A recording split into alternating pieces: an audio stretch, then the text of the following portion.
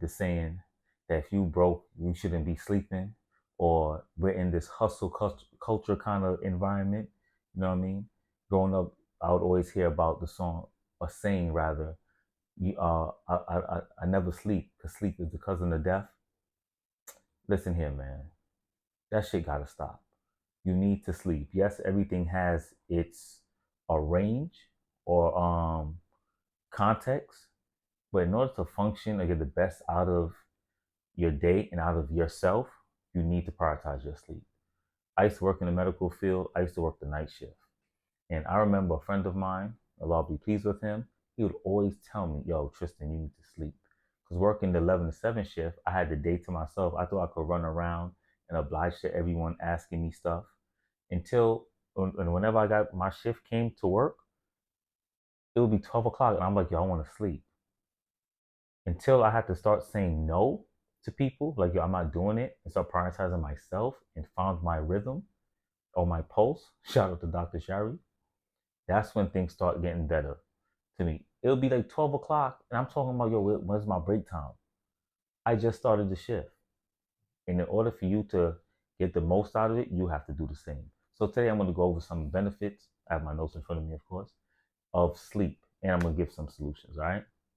When it comes to your physical health, one, you have to sleep to grow. But before I continue, I'm a personal trainer, so this is one of the questions I would always ask my clients. Did you eat and did you get enough rest? Right? I one time had a one-on-one in-person session where I had to turn back a client. She came in looking like a mess. She was like, I'm just so tired. I'm like, listen, you're going to hurt yourself. One slip because you're not able to focus properly. And your safety is much more important to me than this session. I'm not even worried about the money. Of course, I need to get paid. I live on earth, but your safety is first and foremost. You're not going to get hurt on my watch. I had to turn her home. I said, don't even worry about it. Just go home. All right. So now we're going to the benefits. One, you can't grow if you're not resting. I always tell people this in the gym, you're here to break down your muscles. Outside, that's where the growth takes place. Whether you're losing weight or gaining, you have to rest, right? Because that's where cellular repair is involved. That's where you grow at nutrition and rest, right? Because what it does is stimulates your growth hormone by resting. That's one reason why sleep is important. Not only that, it helps with your immune system. Sometimes when we're sick, it could be, yes, it's germs, but when our defense system is weakened or not as strong, that's when we're more susceptible to get viruses such as the cold or the flu. There were many times I've worked with my coworkers and even with myself. I'm like, oh no, I feel like I'm catching a cold. I need to rest more. I put off certain activities for 2 days just for me to restore my health. That's how important sleep is. Another underlying thing that sleep help with, no, it's not a cure, is your heart health. We all know about the silent killer when it comes to heart attack or strokes and high blood pressure. By adequately or having the adequate amount of rest helps I guess smooths or slows down those kind of diseases or illnesses rather. All right. Not only that, it helps with your metabolism, believe it or not, because what it does, it stimulates your appetite hormone, which is ghrelin and leptin. Correct me if I'm wrong, but those two, it helps regulate that. So that's another thing why sleep is very important too. So if you obese, it's probably because you're not getting enough sleep because you're up. Most people want to stay up. What they do, they eat more. I worked in the medical field. I watch, no offense, I watch a lot of people, men and women alike, put on a lot of weight during the overnight shift. They slow down the activity, they're up, so what they doing? They're eating. And you may think that bag of chips is not doing anything, but if you keep walking to the vending machine 2, 3, 4 times 12, to an 8 to 12 hour shift, what you think is going to happen? And before a year out, so and so put on 25 pounds, 30 pounds, 40 pounds just by not sleeping during that time and not having enough discipline uh, to control themselves or to slow it down when it comes to snacking or eating while they're up during the night hours. Not only helps, it has physical benefits, it also has your mental benefits, right, and brain function. It helps with memory and learning, right? We know that from studying, going to school, if we're trying to retain information, if we're tired, it's not going to work. So what you have to do, you have to sleep. That's why they always tell you rest first, right? Even if it's nap or something less strenuous, then you begin your studies.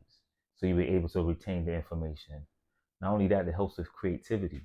That's why whenever you have problems, some people just like just sleep on it because it helps with problem solving. Just sleep on it because you're able to think clearer. And when you're tapping into your REM sleep, these things heighten your creativity.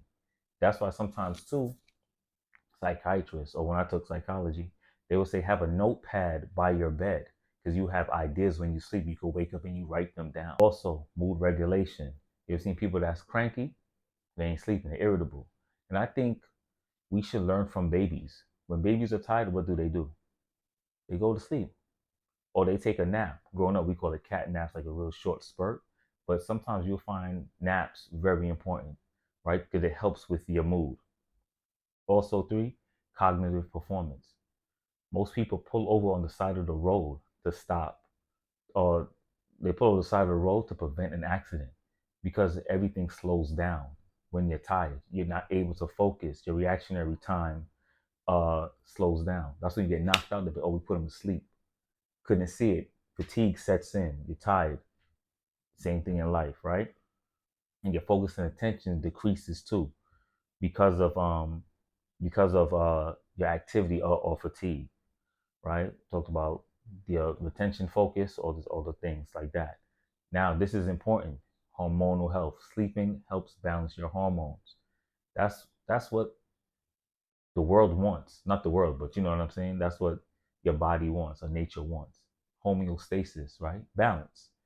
If you don't have proper balance in your hormones, you're gonna have dis-ease, uncomfortability in your body, right? So you can't regulate stress, and which is why a lot of people can't or they find it difficult to either gain or lose weight because of stress. And then when even sometimes people when they are stressed and they're losing the weight, it doesn't look good as if they like actually did the proper steps into losing weight. You're like, man, girl, you look sick because of the stress and the weight, how it weighs on them, right? So proper sleep helps aid in that. We talked about growth and reproduction, especially for athletes. You got to get the amount of sleep because it helps growth your muscles, but also actually to reproduce or expand on your productivity, whether you're on the field or in the office. Five, social benefits, right? And emotional benefits. You're a lot better and you function a lot. Your interpersonal relationships are a lot better when you sleep. You ever seen someone who come in, they're like, oh, what happened? You had a good night rest? That's what it's about. Or someone who woke up on the wrong side of the bed, like, what's wrong with you? They cranky, they irritable, they real nasty. It's not really them, it's just the hormone imbalance is off. And because of them not sleeping, they're not able to relate to you or understand what you're going through better. Okay? Now, one more thing, increase motivation, right? When you're rested, growth hormone, your hormones are up, you're gonna want to do more because you have the energy now to do that. Okay? Now we're gonna go into some of the solutions of it because I don't want to hear, oh, you gave us the problems, what's the solution? Here it is. You know I got you. Right? One, you want to maintain a constant sleep schedule. So for example, I go to bed around 10 o'clock. In the 9 o'clock hour, I'm already winding down. I already took a shower, I already brushed my teeth, the lights are already dim because I'm setting the mood for that, right? And I try to maintain that 10 o'clock schedule as consistent as possible, right? So 10 o'clock, everybody knows, don't call me. I'm in my bed. I don't play that. Two, you have to create a relaxing routine. So whether it's you got the shades, close your shades. Uh, um, some people, like I said, shower. You can shower, do whatever you have to do to get you relaxed going into your bedtime. All right. Like me, I'm mentally depressed. So if I know I'm going to sleep or it's getting to the time of the evening, I don't focus on things that happen early in the day. I may do a slight reflection, but when it comes down, I'm forget about it. I'm focused on the next day. I'm preparing for the next day. right? That night, that's it. Um, I limit screen time. I'm not on my phone as much.